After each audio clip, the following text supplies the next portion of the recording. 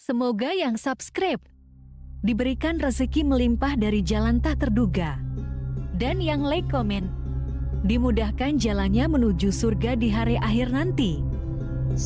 Siapa yang tak mendengar nama Qorun? Dia adalah seorang sosok kaya raya di zaman Nabi Musa yang namanya melegenda hingga sekarang. Kisahnya diabadikan dalam Al-Quran, bahkan menjadi peribahasa atau ungkapan di masyarakat guna menggambarkan seseorang yang mirip dengan tabiatnya atau menisbatkan harta yang ditemukan terpendam dalam tanah sebagai harta Qorun. Qorun adalah miliarder kaya raya yang hidup sejaman dengan Nabi Musa. Saking kaya rayanya, Qorun setiap kali keluar dari rumahnya, ia didampingi dengan 300 pelayan laki-laki dan 300 pelayan perempuan. Qorun juga dikawal oleh 4.000 pengawal yang diiringi 4.000 binatang ternak ditambah 60 ekor unta yang khusus membawa kunci-kunci gudang penyimpanan harta kekayaannya itu. Itu dilakukan semata-mata sebagai bentuk kesombongan bahwa dialah manusia paling kaya, paling terhormat, dan memiliki pengikut setia. Ia merasa lebih mulia dibandingkan Nabi Musa alaihissalam. Orang-orang tentu saja akan penasaran seberapa banyak harta kekayaan Qorun jika pengawal dan pembawa kunci gudang kekayaannya sebanyak itu. Lalu berapa banyakkah harta yang dimiliki Qorun yang disimpan di dalam gudangnya tersebut? Sebelum saya melanjutkan, dimohon untuk menonton video ini sampai selesai supaya tidak ada kesalahpahaman dalam memahami isi cerita, serta mohon bantu channel ini semakin berkembang dengan cara tekan subscribe dan silakan tinggalkan like serta komen positifnya.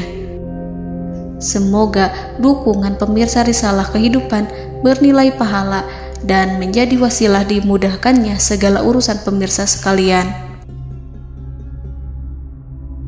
Pemirsa Risalah Kehidupan, di zaman sekarang banyak orang yang mengistilahkan rezeki yang tak terduga dengan istilah harta Qorun. Lalu dari manakah sumber harta kekayaan Qorun yang sangat luar biasa itu? Serta di manakah Qorun dan hartanya ditenggelamkan? Siapakah Qorun dan bagaimana kisahnya dengan Nabi Musa? Qorun merupakan kaum Nabi Musa alaihissalam. Disebutkan oleh Ibnu Jurayj, nama lengkap Qorun adalah Qorun ibnu Yashar, ibnu Qahis, ibnu Lawi, ibnu Yakub. Ia merupakan putra paman atau sepupu Nabi Musa alaihissalam. Pasalnya, Nabi Musa alaihissalam sendiri adalah putra Imran, sedangkan Imran adalah putra Qahis. Dengan kata lain, Qorun masih satu kakek dengan Nabi Musa alaihissalam, yakni kakek Qahis. Ia adalah umat Nabi Musa yang taat. Tidak hanya memiliki banyak harta, Qorun juga termasuk orang yang cerdas dan berilmu. Ia menguasai ilmu duniawi dan ilmu ukhrawi, dan tercatat bahwa Qorun adalah ahli di bidang kimia. Dirinya tercatat sebagai ahli kitab Taurat setelah Nabi Musa. Kepandaian Qorun dalam ilmu agama membuat dirinya sering disebut dengan ilmu nawir, atau orang yang memberi cahaya dan penerangan. Suaranya terkenal merdu dalam membaca kitab Taurat. Selain itu, Qorun juga lihai dalam berbisnis. Ia mengetahui trik investasi yang menguntungkan, serta jalur perdagangan internasional yang strategis di zamannya. Kekayaan Qorun begitu banyak, sebagaimana tercatat dalam surat Al-Qasas ayat 76. Sesungguhnya Qorun termasuk kaum Musa, tetapi dia berlaku aniaya terhadap mereka. Kami menganugerahkan kepadanya perbendaharaan harta yang kunci-kuncinya sungguh berat dipikul oleh sejumlah orang-orang yang kuat. Dalam riwayat Kaisamah disebutkan, kunci gudang kekayaan Qorun dibutuhkan 60 bigol atau sejenis kuda kecil. Ukuran kuncinya sebesar jari, bahannya terbuat dari kulit, dan setiap kunci digunakan untuk satu gudang. Maka keluarlah Qorun kepada kaumnya dalam kemegahannya. Para ulama tafsir menjelaskan Qarun keluar dengan mewah diiringi dengan 300 gadis berbaju merah dan 4.000 kendaraan kuda. Tak heran, iring-iringan Qarun itu mengundang decak kagum mereka yang gandrung terhadap harta kekayaan. Sebagaimana yang terekam dalam ayat Al-Quran, moga-moga kiranya kita mempunyai seperti apa yang telah diberikan kepada Qarun. Sesungguhnya ia benar-benar mempunyai keberuntungan yang besar. Quran Surat Al-Qasas ayat 79. Namun tak sedikit kaumnya yang mengingatkan. Ingatlah ketika kaumnya berkata kepadanya, janganlah engkau terlalu bangga, sesungguhnya Allah tidak menyukai orang-orang yang terlalu membanggakan diri atau farihin. Ulama menafsirkan istilah farihin di sana juga berarti takabur, zolim, berbuat kerusakan, arogan, dan tak mau bersyukur terhadap nikmat. Qarun dikisahkan memiliki ribuan kuda yang berisikan emas dan perak. Bila keluar rumah, Qarun selalu berpakaian mewah dan dikawal 600 pelayan dan diiringi 4.000 ekor kuda serta 60 ekor unta yang membawa kunci-kunci gudang kekayaannya. Namun, sayangnya Qarun kemudian membangkang pada Nabi Musa dan menjadi pengikut setia Fir'aun. Mengenai dari mana asal-usul kekayaan Qarun, ada beberapa riwayat yang memberitahukan tentang asal-usul kekayaan Qarun.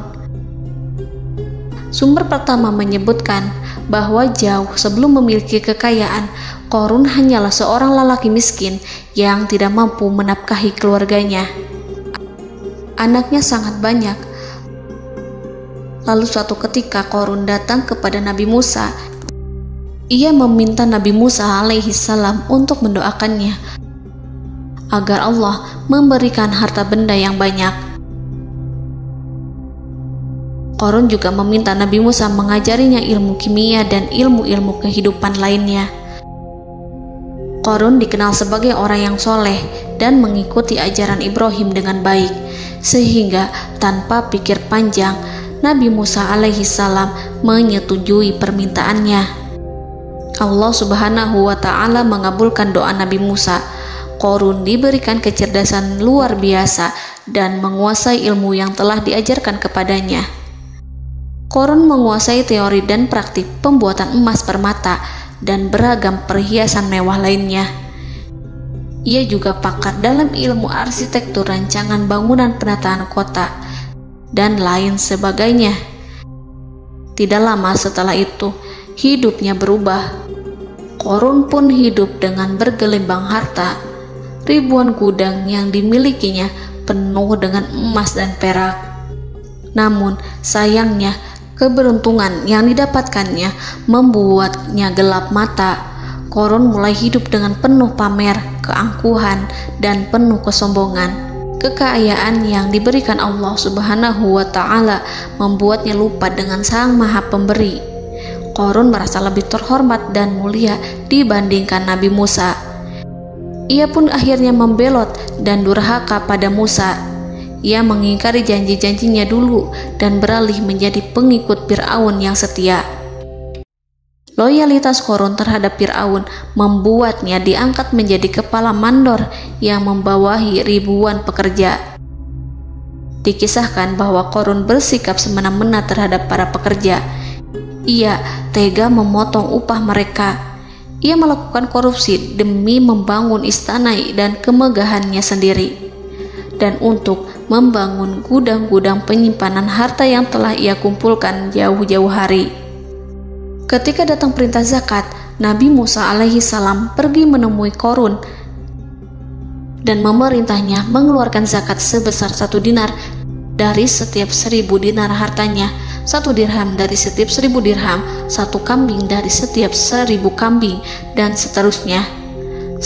Setelah Qarun menghitung seluruh hartanya, ternyata jumlah zakatnya sangat besar. Kekikirannya pun mulai menghalangi hatinya untuk mengeluarkan zakat. Qarun enggan membayar zakat ketika Nabi Musa alaihissalam menagih zakat yang diperintahkan oleh Allah untuk ditunaikan olehnya. Ketika Qarun dimintai zakat, ia langsung marah dan tidak memberikan sedikit pun kekayaannya. Dia berpikir bahwa harta kekayaan yang dimilikinya didapat dari hasil kerja dan usahanya, dan tidak ada kaitannya dengan siapapun, termasuk Allah Subhanahu wa Ta'ala.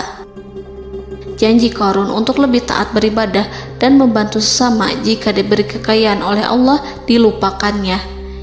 Dia mempergunakan kekayaannya tersebut dalam kesesatan, kezoliman, dan permusuhan, sehingga membuatnya menjadi sombong dan terlena. Orang-orang beriman pada masa itu sering menasihati Qarun untuk bersyukur atas nikmat yang telah Allah berikan, tetapi dia tidak mengindahkan nasihat tersebut.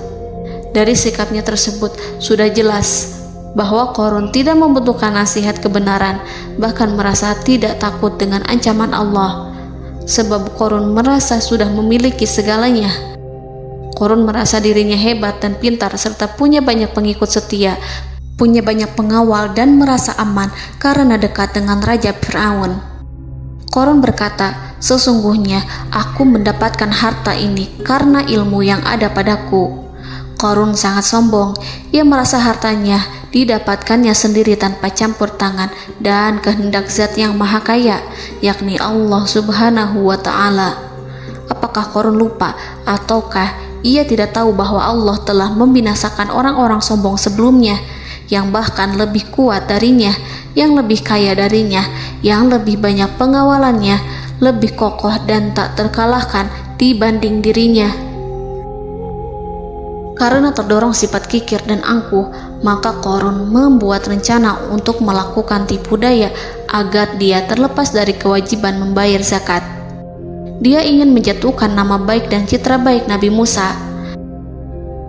Kemudian dia mengumpulkan tokoh-tokoh konglomerat Bani Israel. Ia berkata kepada mereka, "Wahai saudara-saudaraku, terhadap apa yang diperintahkan Musa untuk membayar zakat, apakah kalian akan mematuhinya? Sekarang dia hendak mengambil harta yang ada di tangan kalian, maka pikirkanlah suatu cara untuk menghindari perintahnya." Para pembesar-pembesar yang dipanggil kemudian menjawab, "Wahai paduka Qarun, engkau lebih besar daripada kami. Kami akan melakukan apapun yang kau inginkan." Qarun berkata, "Datangkanlah kepadaku wanita cantik. Aku akan memberinya hadiah besar jika ia berhasil menggoda dan memfitnah Musa." Ketika wanita cantik yang diinginkannya datang, Qarun memberikan kepadanya uang muka sebagai jaminan. Ia akan membayarkan seluruh yang dijanjikannya ketika berhasil menjalankan misinya. Bukan hanya itu, Qarun pun berjanji akan menjadikan wanita ini sebagai istrinya. Keesokan harinya, Qarun mengumpulkan Bani Israel. Setelah itu, Qarun menghadap kepada Nabi Musa seraya berkata, "Orang-orang menanti kedatangan Anda, sampaikanlah saran dan nasihat kepada mereka." Nabi Musa kemudian keluar dari rumahnya. Ia mulai menyampaikan nasihat pada umatnya. Di antara nasihatnya, beliau berkata, "Barang siapa yang mencuri, aku akan memotong tangannya. Barang siapa yang memfitnah, aku akan mencambuknya sebanyak 70 kali. Barang siapa yang tidak mempunyai istri dan dia berbuat zina, maka aku akan mencambuknya sebanyak 70 kali. Adapun barang siapa yang memiliki istri dan ia berbuat zina, aku akan rajam dia sampai mati." Qarun kemudian berkata, "Apakah ini juga berlaku untuk Anda jika Anda sendiri yang berbuat zina? Apakah Anda akan menerima hukumannya?" Kemudian Nabi Musa menjawab, "Ya, meskipun saya sendiri yang melakukannya." Maka kemudian Qarun memanggil wanita yang telah dibayarnya.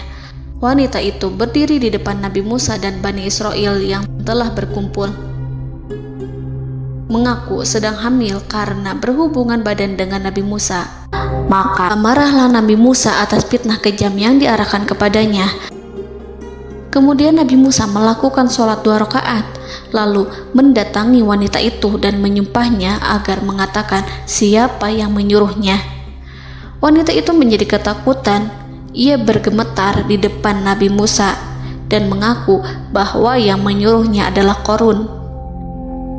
Lalu wanita itu bertaubat dan meminta maaf kepada Nabi Musa. Seketika Nabi Musa bersujud seraya berdoa kepada Allah agar menimpakan azab kepada Qarun. Allah memberi wahyu kepada Musa bahwa bumi telah dijadikan tunduk kepada perintah Nabi Musa. Kemudian Nabi Musa berkata kepada bumi, "Wahai bumi, telanlah Qarun beserta kekayaannya, habiskanlah semua." Kala itu Allah menurunkan wahyu kepada Musa alaihissalam untuk memerintah bumi apapun yang diinginkannya. Begitu Nabi Musa alaihissalam datang dengan wajah sangat marah, barulah Qarun merajuk, "Wahai Musa, sayangilah aku." Sementara Nabi Musa alaihissalam tak bergeming. Beliau lantas berkata pada bumi, "Wahai bumi, ambillah mereka." Seketika rumah Qarun mulai bergetar. Qarun dan antek-anteknya mulai dibenamkan hingga bagian lututnya. Rumahnya ikut turun sedalam lutut. Qarun kembali merajuk, "Sayangilah aku Musa." Rumahnya kembali berguncang. Kini Qarun dan kawan-kawannya kembali terbenam hingga pusar. Demikian pula rumahnya. Qarun terus merajuk, "Wahai Musa, sayangilah aku." Sementara Nabi Musa alaihissalam kembali meminta bumi, "Wahai bumi, ambillah mereka." Rumah Qarun berguncang lagi, sementara Qarun dan kawan-kawannya terus terbenam hingga bagian tenggorokannya. Demikian pula rumahnya. Qarun lagi-lagi menjerit, "Wahai Musa, sayangilah aku." Namun Nabi Musa alaihissalam tak bergeming. Beliau terus meminta bumi menelannya hingga akhirnya Qarun dan kawan-kawannya hilang seluruhnya ditelan bumi. Tak lama setelah itu Allah berkata, "Wahai Musa, apa yang membuatmu bersikap demikian?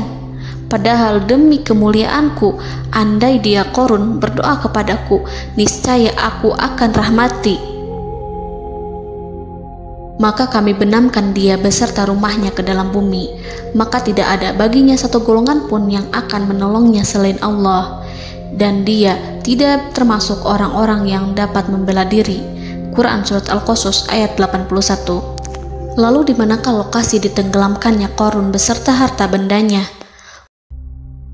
Konon berdasarkan kepercayaan beberapa masyarakat setempat, Qarun ditenggelamkan di sekitar sungai atau danau Moris yang terkenal di kota Payom, negara Mesir.